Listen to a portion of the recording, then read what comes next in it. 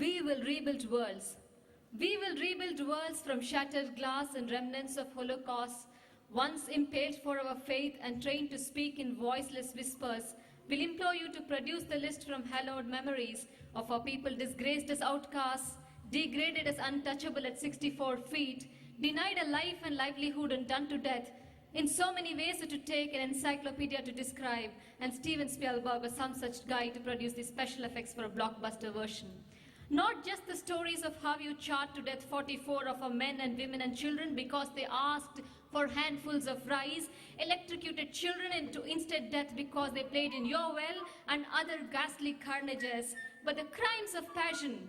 Our passion, your crimes. Poured poison and pesticide through the ears, nose, mouth, or hang them in public because a man and a woman dared to love.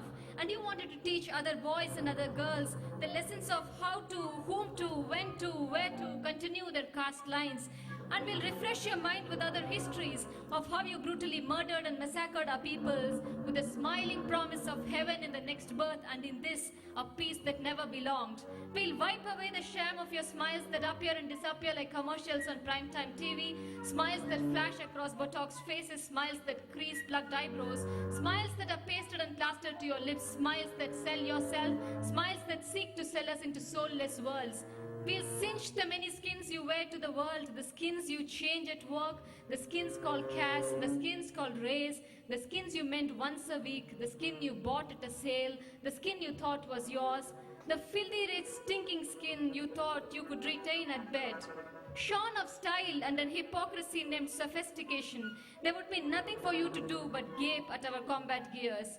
We will learn how to fight with the substantial spontaneity with which we first learned how to love. So now, upon a future time, there will be a revolution. It will begin in our red-hot dreams that surge, that scorch, that scald, that sizzle like lava but never settle down, never pungently solidify. It will begin when the song in the sway of our hips will lead us to dance and sing and stand up straight, put up a pretty fight, redeem and reclaim the essence of our earth. It will begin as our naked bodies held close together, like hands in prayer, against each other like hands in prayer, set to defy the dares, the diktats, the years, the terms, the threats that set us apart. It will begin as we give names to our children and give names to our inward anger and aches, and name ourselves with words of fury like forest fires, with the words of wrath like stealthy wildcat eyes that scare the cowards in power away. It will begin the way thunder rises in our throats, and we'll brandish our slogans with a stormy stress and succeed to chronicle, to convey the last stories of our lost and scattered lives. It will begin when the oppressors will wince every time they hear our voices, and the sparkly silence will never be taken for a sacrament.